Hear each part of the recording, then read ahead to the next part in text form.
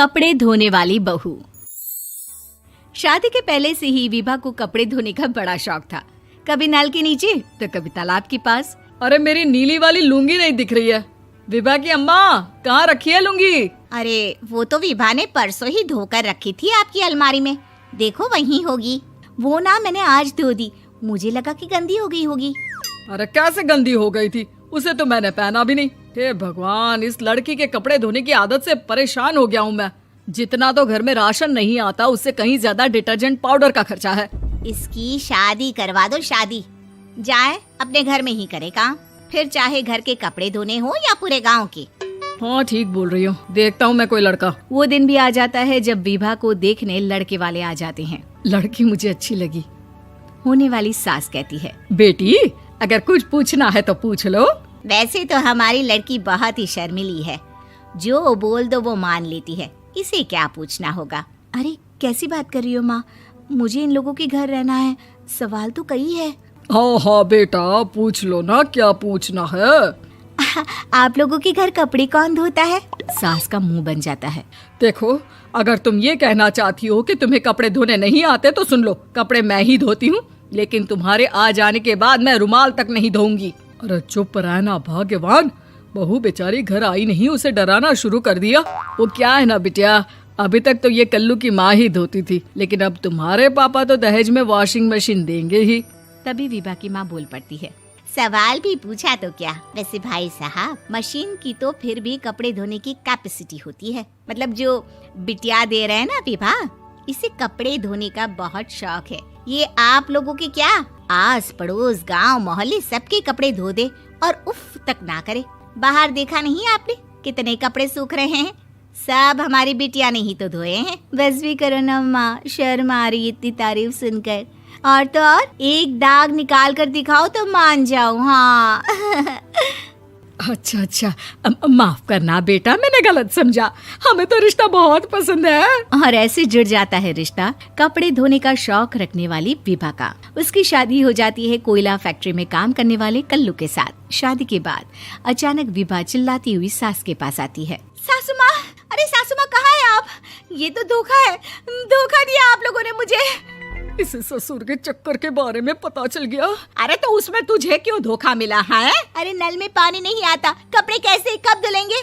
अच्छा, तू पानी नहीं आ रहा उसकी बात कर रही है। तो आपने क्या सोचा? कुछ नहीं। अच्छा, तेरी माँ ने कहा था कि कपड़े धोने का शौक है तुझे, याद आया मुझे। शौक बोलकर कपड़े धोने वाले मेरे जुनून को कम ना आके सासू माँ, कपड़ा धोना मेरा गुरूर है। तभी पति भी वहाँ आ जाता है। अभी मैंने इसे सनी देओल की फिल्म दिखाई है, उसी के डायलॉग मार रही है माँ। अच्छा सुन, साफ बता रही हूँ, पानी सुबह 4 से 6 और शाम को 10 से 12 आता है, समझी? विभा टाइमिंग सुनकर हैरान हो जाती है। ये क्या भूतों का मोहल्ला है? सुबह 4 बजे उठकर कौन कपड़े धोता है? 4 बजे टंकी में पानी जाता है, फिर सारा दिन धोना ना, किसने मना किया?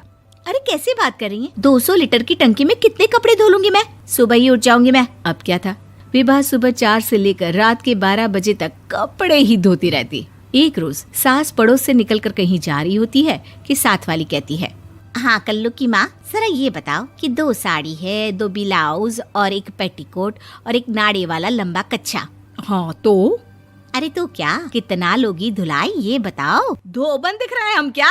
हमारे पति सरकारी नौकरी से अभी रिटायर हुए हैं और बेटा सुपरवाइजर है कोयला फैक्ट्री में। धोबन समझ रखा है हमें?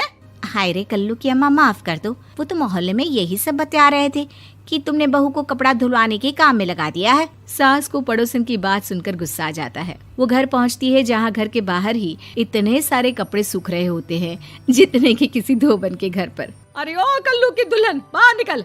माँ जी यहीं आ जाओ, बाथरूम में चादर धो रहे हैं हम। अरे अभी हम धोते हैं, तुमको बाहर निकलो। ये आस पड़ोस वाले बोल रहे हैं कि हम बहू से कपड़े धुलवा कर उसे कपड़ा धोने वाली बना दिए हैं। अरे छोड़ो ना माँ जी, किन लोगों की बातों में आती हो? आस पास के लोगों का तो काम ही होता है कि वो किसी तरह सास बहू को लड़ा दे। बहू सारे घर के कपड़े धोती है, ये क्या कम है? बोलिए। सास को भी लग जाता है कि वो बहू का ये सनकीपन नहीं छुड़वा सकती, इससे अच्छा है कि खुद ही चुप हो जाए। एक रोज सास और बहू मंदिर जाते हैं, जहाँ सास की साड़ी वहाँ खड़ी भीख मांगने वाली से मिलती है। माँ जी क्या बात है, आपकी साड़ी उस भिखारन से कितनी मिल रही है ना? हाँ हाँ देखो तो, दोनों की साड़ी मिल रही है। क्या बात है कल्लू की अम्मा, तुम खुद को तो अफसर की बीवी बताती हो और ऐसी सिंपल सी प्लेन साड़ी पहनकर घूमती हो। सिंपल और प्लेन नहीं है ये साड़ी। तो क्या सोने के धागे से फूल बने हैं? कुछ भी सासू माँ, कुछ भी। हाँ बने थे इस साड़ी में सोने के धागे से फूल। मेरे पति लेकर आए थे मद्रास से स्पेशली मेरे लिए 10,000 की। ताहे भाई साहब इस भिखारन के लिए भी सेम टू सेम साड़ी लेकर आए होंगे 10,000 की। सास उस वक्त तो कुछ नहीं कहती, लेकिन बहू के साथ घर आती है और अलमारी से एल्बम निकाल कर लाती है। ये साड़ी देख रही है, ये वही साड़ी है जिसे मैंने अभी पहना था। इस साड़ी में ये जो चमकदार फूल दिख रहे हैं ना, ये सोने के धागों से काटे गए हैं। लेकिन तू लोकल वॉशिंग मशीन ब्रश से घिस घिस कर सारे फूलों को निकाल कर साड़ी प्लेन कर दी। मुझे माफ कर दीजिए सासू माँ। और तो और, जब मैंने तुझे तेरी गलती के लिए कुछ नहीं कहा, लेकिन तूने तो सबके सामने मेरा मजाक ही बना दिया। क्यों? बहू को समझ में आ जाता है कि अब से उसका कपड़े धोना बंद।